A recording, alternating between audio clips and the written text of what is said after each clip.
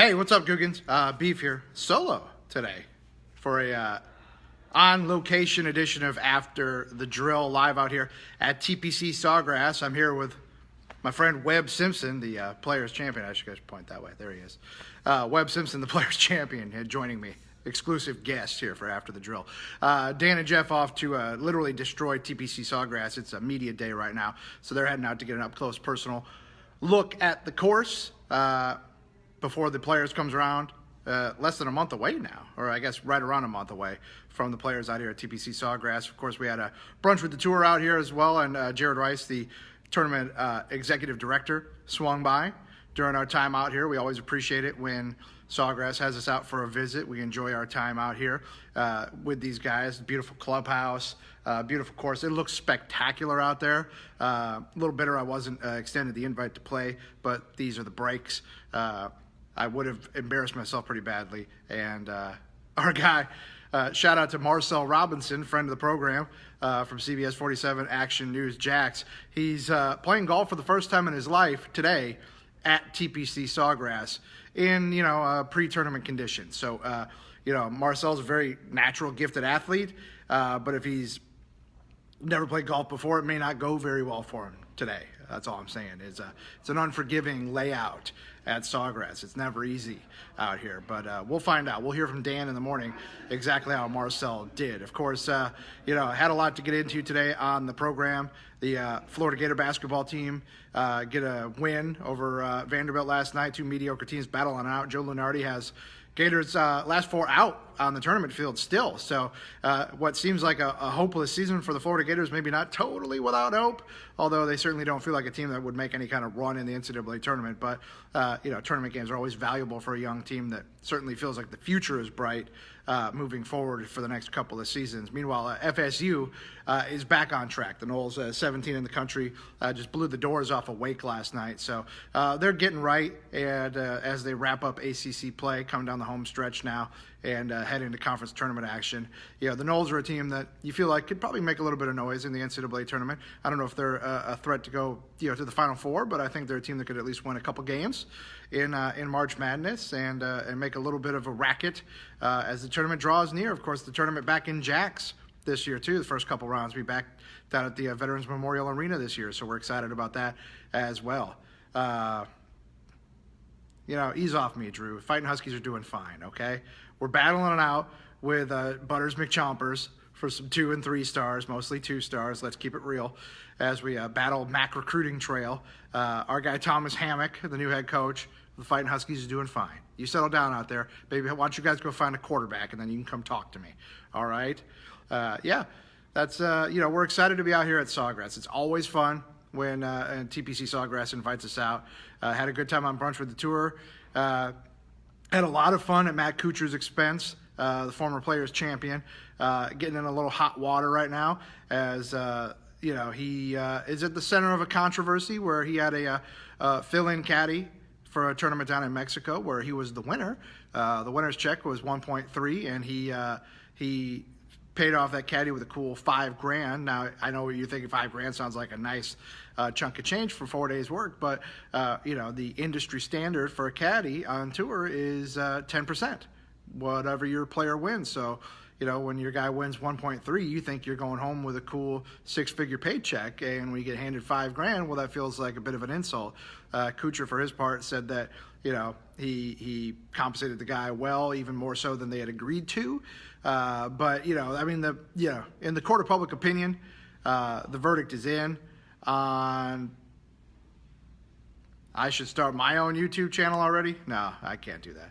I have a side channel that's mostly adult content, but that's another story for another time. No, I'm kidding.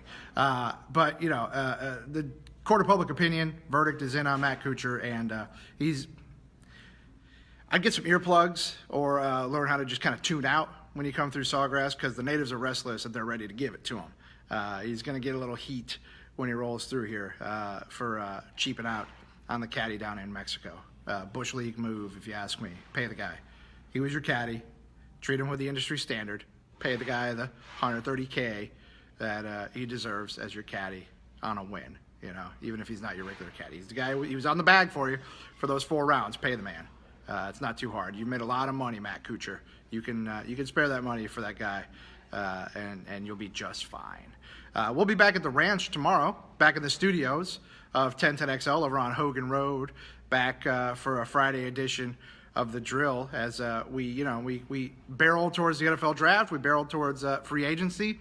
The first domino fell. The first quarterback domino fell yesterday as Joe Flacco, technically hasn't been traded yet, but agreed upon to be dealt to the Denver Broncos. Obviously, that can't go down until the league year starts on March 13th, but Flacco is going to be going to Denver, so he's off the market. Now, that means that Case Keenum probably will enter the market.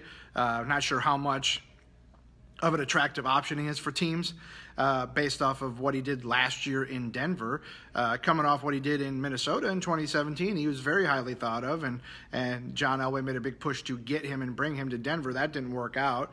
Of course, the Vikings made the big free agent splash with Kirk Cousins, and although Cousins had a good year statistically, it also didn't work out for the Vikings in the end. They were a team I thought was poised to make a Super Bowl push, and they didn't even qualify for the postseason. So, it's always a crapshoot when you reach into the free agent bag for a quarterback. There's a reason, more times than not, there's a reason dudes are available in free agency. Sometimes it works out great, like it did here a couple of years ago with Calais Campbell and A.J. Boye and also Malik Jackson. Those are guys that have hit in free agency. Yeah, they were paid well, but they've also paid dividends.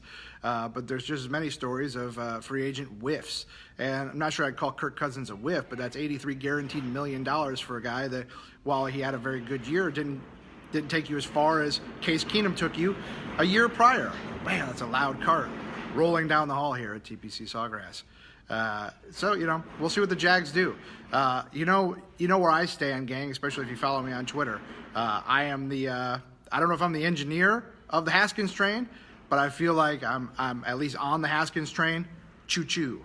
Let's get Dwayne Haskins to Jacksonville, gang.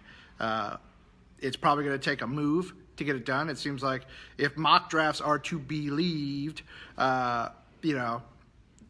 someone's either going to make a move up into the top 5 for Haskins, or worst case is if nobody makes a move, he's going to get snatched up by the Giants at number 6. That seems to be the prevailing thought on Dwayne Haskins. So if you're sitting at 7 and you're Jacksonville and you decide Dwayne Haskins is the future of the quarterback position for you, you're probably going to have to put something together to go get him. I'm not sure how much you're going to have to give up. The Broncos gave up a 4th-round pick to get Joe Flacco into Denver. The Jaguars, they have an extra 3rd-rounder and their own picks. I'm not sure what it would take to go from 7, up in front of New York. Not sure how high you would have to go. I don't think you got to go all the way up to number 1. I don't think Arizona's looking to get out of number 1, but I'm sure they'll listen. But that would cost you an arm and a leg, and I would only go up to 1 if you feared somebody else was already in cahoots at 2 or 3 making a move. The Raiders obviously are the team at 4 that a lot of people view as a trade candidate, a trade partner candidate, as they've already, they're not in the market for a quarterback. There's a lot of good defenders in that top 10, so moving back to 7 would allow them to still secure a pretty good player. And they've got a boatload of draft picks, so to load up on even more may be beneficial if you're the Oakland Raiders. But we'll see. Still a lot of time to go, but we're going to be focused on it and watching it as we go. I know for me, I like Haskins. I'd be okay with Drew Lock. I'm not opposed to that. I was swayed a little bit by Trent Dilfer when he was on with us. He made a very convincing argument for Drew Lock. Now he's a little bit more of a project, I think, than Haskins is, even despite the lack of starting experience Haskins has at Ohio State. Just the numbers and the way he looks on the field, he looks like a guy who's ready to contribute. But we'll see. We'll see. That's the fun part, of the NFL offseason. You don't enjoy it as much when your team's not very good, but but you're more active when your team's not very good too. So here we are, for better or worse, engaged in the NFL offseason. All right, gang.